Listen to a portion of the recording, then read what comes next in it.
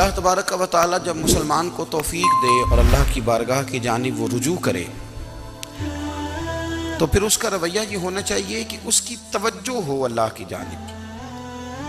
ہمارے ہاں تسبیحات پڑھ لی جاتی ہیں اگر کبھی موقع ملے، لیکن وہ خاص انہماک، وہ خاص شوق، وہ خاص ذوق اللہ تبارک و تعالیٰ کی عبادت کا. ایک ہوتا ہے نماز پڑھنا، ایک ہوتا ہے اہتمام کے ساتھ نماز پڑھنا، یعنی ذرا وقت پہ اٹھنا، ذرا صحیح کر کے وضو کرنا، ذرا شوق سے مصلی بچھانا.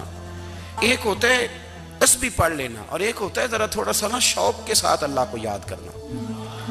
آپ کبھی جو میں نے آیہ کریمہ پڑھی اس کی آپ شان نزول دیکھیں. نبی کریم صلی اللہ تعالیٰ علیہ وسلم کے نا کچھ صحابہ اللہ کی محبت کے شوق میں حضور کی بارگاہ میں حاضر ہوئے. انہوں نے آ کے عرض پتہ کیا کیا؟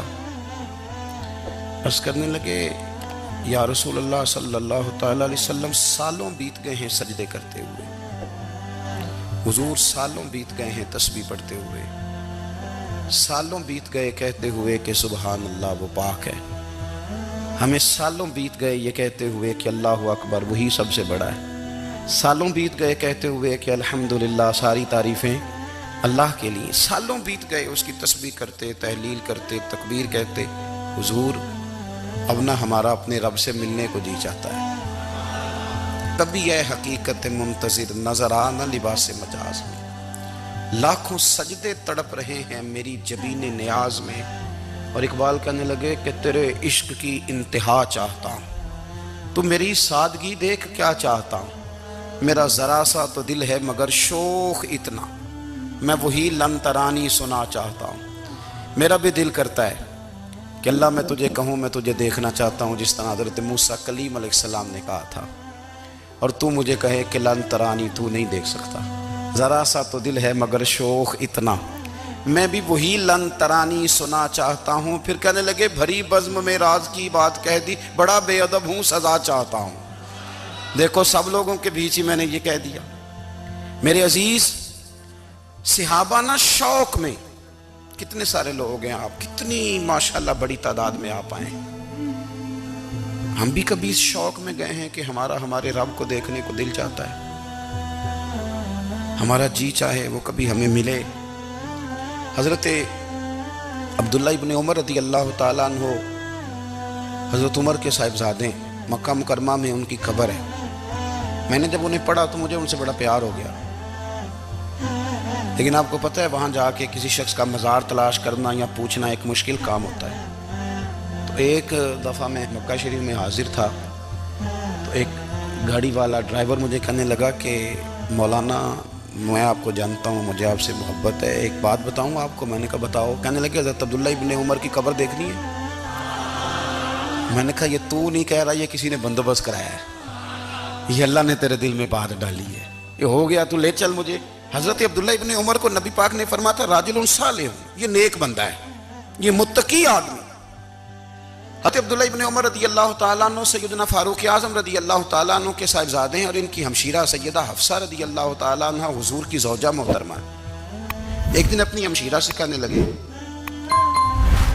کہ نبی کریم صلی اللہ تعالیٰ علیہ وسلم گھر میں آئے نا، اور اگر حضور غم امت میں پریشان نہ ہوں، طبیعت کو حشاش بشاش دیکھو تو ذرا پوچھنا تو صحیح حضور کا میرے بارے میں کیا خیال ہے، پوچھنا تو صحیح کہ کریم کی بارگاہ میں میرا کیا مقام ہے، میرے بارے میں حضور کیا فرماتے ہیں. اب بہن کو کام بتائے اور بتائے بھی بھائی، اور پھر بہن وہ کام نہ کرے، یہ تاریخ میں ہوتا نہیں. حضرت عمر فاروق رضی اللہ تعالیٰ عنہ کی صاحبزادی ام المومنین رضی اللہ تعالیٰ عنہ فرماتی ہیں کہ میں تو بس منتظر تھی. انہوں نے تو کہا تھا نا کہ اگر تم حشاش بشاش دیکھو تو بات کرنا، لیکن حضور تشریف لائے، میری باری تھی، میرے گھر تشریف لائے، کھانا پیش کیا تو فوراً میں نے عرض کی حضور ایک بات پوچھنی تھی. تو حضور نے فرمایا پوچھئے. میں نے عرض کی حضور میرے بھائی عبداللہ ابن عمر کے بارے میں آپ کا کیا خیال ہے؟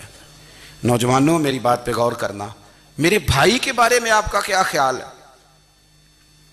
تو نبی کریم صلی اللہ تعالیٰ علیہ وآلہ وسلم نے میری طرف دیکھا اور پھر حضور زیر لب تھوڑا مسکرائے.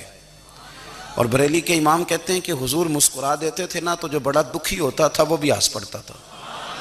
اب سوال پیدا ہوتا تھا کہ پھر تو اس مسکراہٹ کے لیے انتظار کرنا پڑتا ہوگا کئی کئی مہینے کہ حضور مسکرائیں تو رونے والے ہنسیں، تو اعلیٰ حضرت فرماتے نہیں، انتظار نہیں کرنا پڑتا، یہ مسکراتے رہنا تو حضور کی عادت ہے۔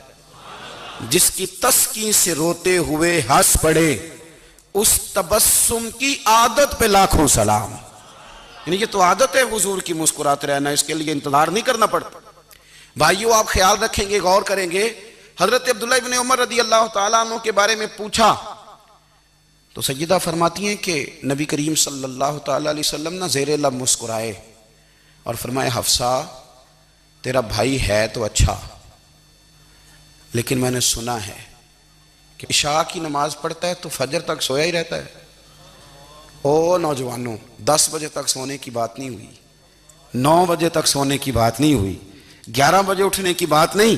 حضور فرمانے لگے میں نے سنا ہے کہ عشاء کی نماز پڑھ کے سو جاتا ہے اور فجر تک سویا ہی رہتا ہے، اسے چاہیے کہ تہجد کے وقت اٹھا کرے، اللہ کی بارگاہ میں حاضر ہوا کرے، آہوزاری کرے، سجدے کرے، عبادت کرے، اٹھتا ہے اور فجر میں جا کے اٹھتا ہے۔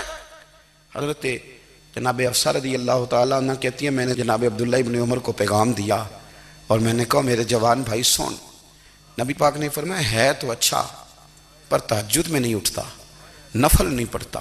او میری ملت کے جوانوں، مزہ نہیں آ جاتا جب ساری دنیا سوئی ہو، ساری دنیا، اور بستر بھی گرم ہو اور نیند بھی پورا غلبہ کر رہی ہو، اور اچانک گھنٹی بجے دماغ میں، آنکھ کھلے، گھڑی پہ نظر پڑے، 3:30 4 بجے کا پیغام گھڑی بتائے، اور کوئی چڑھتی جوانی والا اٹھ کے وضو کرے، اور جب وہ مصلی کھول کے بچھائے تو مدینے والے محبوب کہتے ہیں کہ ہر نماز پہ رب ثواب دیتا ہے، اور جو اٹھ کے تہجد کی نماز پڑھے اسے دیکھ کے تو رب مسکراتا ہے، جو اس کی شان کے لائق ہے، جو اس کی شان کے لائق، وہ مسکراتا ہے، خوش ہوتا ہے کہ میرا بندہ تہجد میں اٹھ گیا، وہ مسکراتا ہے۔